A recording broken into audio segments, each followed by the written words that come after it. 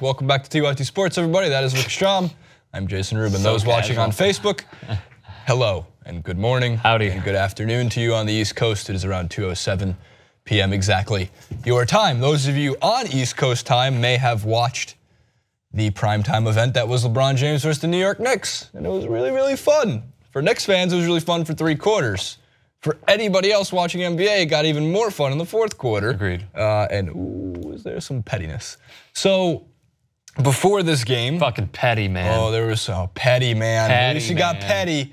So before this game, or I should say leading up to it, LeBron James had his quotes about how the Knicks should have drafted Dennis Smith Jr. They said that. He said that following a Mavericks game as he was about to head to New York to play the Knicks. So do some math in your head there to figure out how 2 + 2 = 4. He goes and plays the Knicks. Some Frank Ntilikina shoving, which was good enough, according to some people, to raise a banner next to the 1972-73 championship banner. Some people said we should have Frank Ntilikina tried to fight LeBron James. Look, I'm for that. I'm all for that. Better than the AFC contender banner that the Colts put up. Regardless, here is what Enes Kanter and LeBron James had to say following the game. I like the way you say his name. Well, Hassan taught me because it's Turkish. But say it again. Enes Kanter is how you pronounce it. So that's what. Thank you to Hassan Piker for teaching me how to. For teaching me how to pronounce all Turkish names. So here we go. We'll first roll with the Kanter video. Yes. And then we'll roll with the LeBron video. My house, playing that water bottle flip game again. You know what I mean? I don't care who you are, king, what do you call yourself, king, queen, princess, whatever you are. You know what? We're gonna fight, and nobody out there gonna punk us. I mean, come on, you can't just mess with the rookie like that. You know, if you're gonna mess with, go mess with the grown man. You know what I mean? But I always say, man, I'll die for my teammates. Whatever happened, you know, I'll always, you know, just have my teammates back because I see this team, this organization like my family. Whenever I play for a team, I see my teammates, this organization, this whole fans and crowd like my family. So nobody going out there gonna mess with me. Kanter said, and I'm gonna quote it: "You can call yourself king, queen, princess, wherever." That's corny. He caught what? What does it say it again? You can call yourself king, queen, princess. You're not gonna punk us. Well, I'm the king. My wife is the queen, and my daughter is the princess. So we got all 3 covered. What happened with you and Enes and Frank on that play there? Nothing. Make a dinner reservation? Never that. You know, nothing. I mean, we got the win. That's. I'm not gonna get. I'm not even gonna say that guy's name again. Anyways, next question, please. There's a lot of salty Knicks fans. I'm not one of them because some people are saying, well, it's like LeBron goes and takes a picture at on the actual floor. The Knicks logo with the King Instagram. This is what makes the NBA fun. Dramatic storylines, fake pettiness, whatever it might be. I don't think we have it. We can throw it in afterwards. Okay. So additionally, those who are sitting there being like, really Kyle Korver should be king of New York because he had 15 points in the 4th quarter. LeBron couldn't do it. LeBron scored or assisted on 28 of the team's 41 or 43 points in the 4th quarter. And he hit the dagger in front of Porzingis. The Knicks blew a 23-point lead.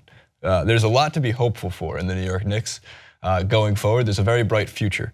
But man, don't give up 23 points leads.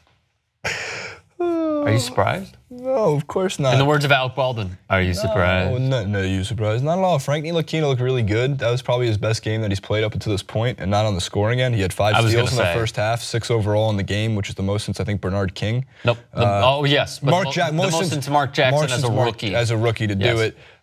He's getting up there in steals per game. He's quick hands, so I like seeing the effort defensively.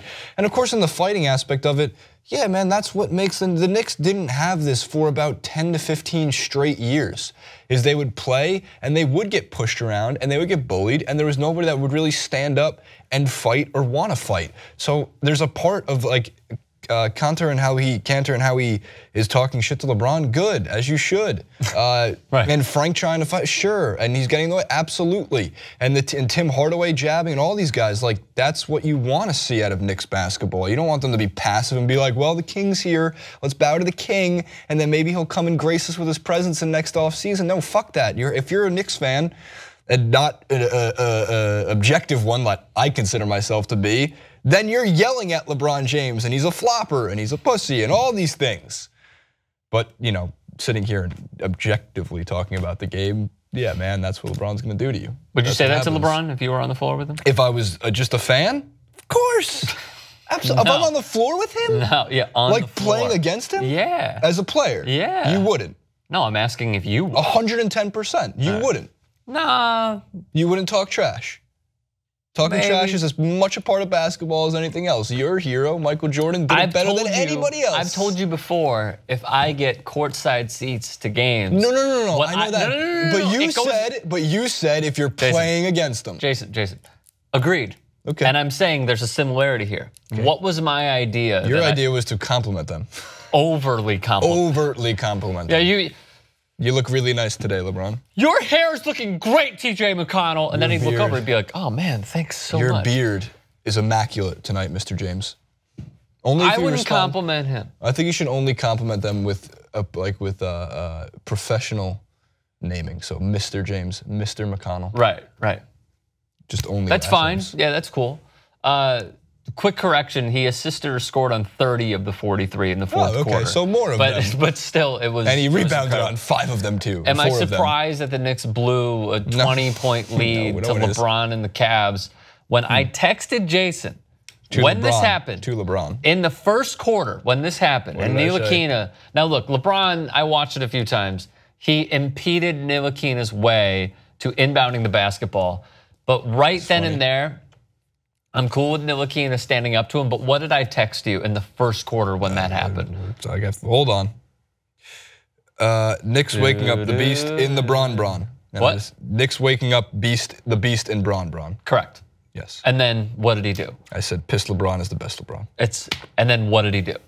He waited till the fourth quarter. He beasted because he was pissed. Now here's the truth of the matter though. The Cavs still suck as a team. LeBron is just that good. I really do believe without LeBron James, that's the #1 overall pick. They win 20 games.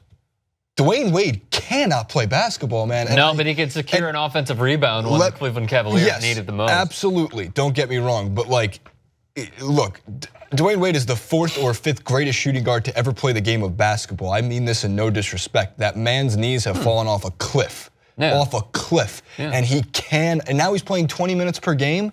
Last year he was playing his career low of almost 30 minutes per game. He can't, there was a specific example of this. It was in, I believe, the second quarter. He went for a turnaround jumper, and it looked exactly like Kobe at age 40, when he was dead exhausted at the end of games, or 39 years old, and as part of that 2-year deal with the Lakers signed, and he got like that far off the ground on his turnaround jumper. It sucks to see somebody who was once known as the Flash to not be able to move.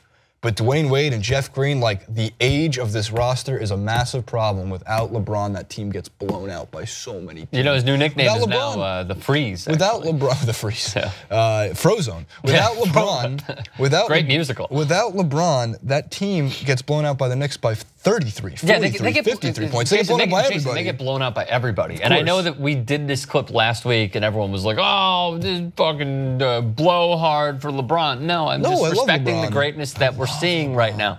We talked about this with Denise. He can take, and the title of the clip was, LeBron could take any shitty team to the finals.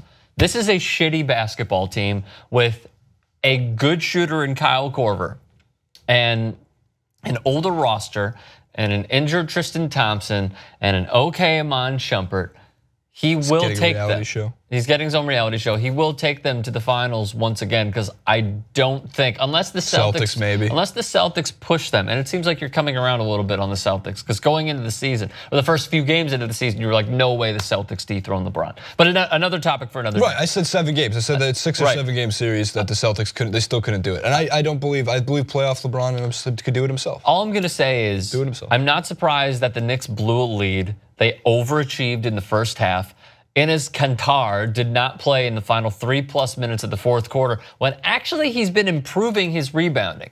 We all viewed him as an offensive threat and a defensive liability. He's still a defensive liability. He's still a defensive liability, but he's not at Carlos Boozer level defensive liability, where you can't literally play in the fourth quarter at all if it's a close game. He's improving his rebounding. He's also improving his offensive rebounding. He had a ton in yesterday's game. But with all of that being said, the Knicks at this point are a fun team. They're a league pass team, and that's all that you should really ask for this team.